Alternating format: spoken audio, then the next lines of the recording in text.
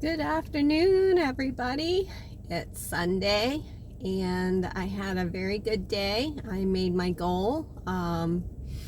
No problems at all. I went to Costco and Albertsons, Aldi, and High Neighbor today. Everything went well. I will say a couple of things about meat shopping. This is something that I want to concentrate on today. Sometimes you will be asked to find certain cuts of meat, and oh my God, you can look at all these different meats and you can't find the right type. This happens to me quite frequently at Aldi. Especially on the weekends, they get really shopped hard, especially because Aldi is still a new store here. So people, at first, they really didn't know what to make of it here. And then they just went crazy, I mean, the meat is just severely picked over on the weekend because it's such a good deal. That being said, though, not all of the cuts of meat are going to be available every time that you shop. So making substitutions, I think, is one of the hardest things with being an Instacart shopper. I think the best way to learn is to Google your cut of meat that your customer wants. If you don't see it anywhere in the meat case, or you could go ahead and ask somebody who works there. Unfortunately, they don't always have a butcher on hand, especially at Aldi. Their meats come pre-packaged, so it's kind of hit or miss.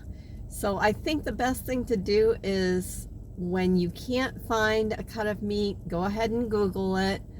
Especially if it's a roast or a type of a steak that they're looking for. This can be very for a certain type of a meal or something. This is where getting used to recipes and learning how things are made, this is where it really, really comes in handy.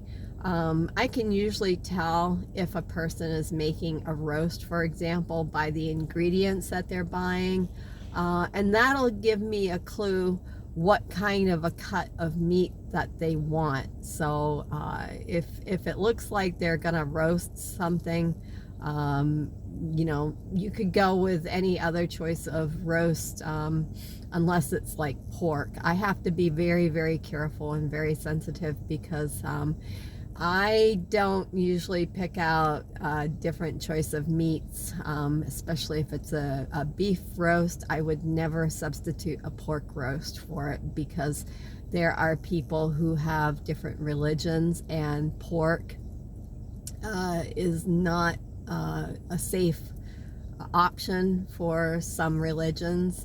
People are very, very adamant about that. So you have to be careful.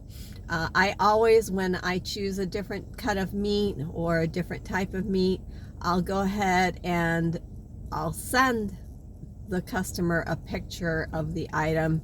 I won't immediately make a substitution. I'll give them a little heads up, send them a picture of what I'd like to go ahead and get for them, and ask them, is this okay?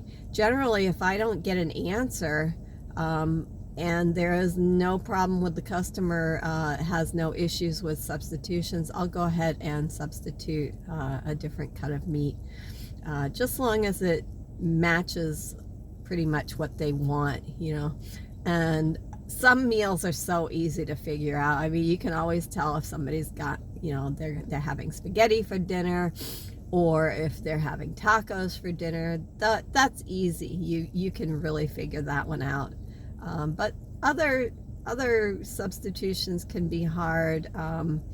I've had people, they'll order a certain type of sausage, and if it's not available, I want to be extra sure that I'm not making the wrong substitution, so I'll give them a picture of the item that I'd like to substitute for them. Don't ever just guess it's, remember, this is their money that you are buying things with, and you just, I wouldn't go and substitute something, you know, that's not going to fit their budget, for example. So just be really careful about that. Other than that, I don't have too many problems with substitutions. And also, oh, diet.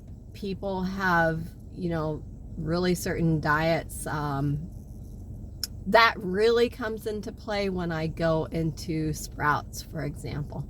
Sprouts is, it's more of an organic and specialty food market. You'll see a lot of people will order if they have dietary restrictions, because Sprouts has a lot of alternate food items, so it's really great for people who have difficulty digesting like whole wheats or whatever, you know, or they don't eat meat, for example, and they have all kinds of alternate meat products at Sprouts.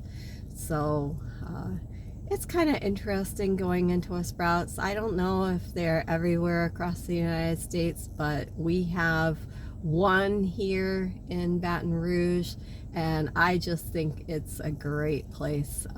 It's a little pricey, it's a little expensive, but the quality is really, really good, and the produce is excellent. It's just like going to a farmer's market. And then the other store that I love around here is called Hi Neighbor. This is a really regional supermarket for Louisiana.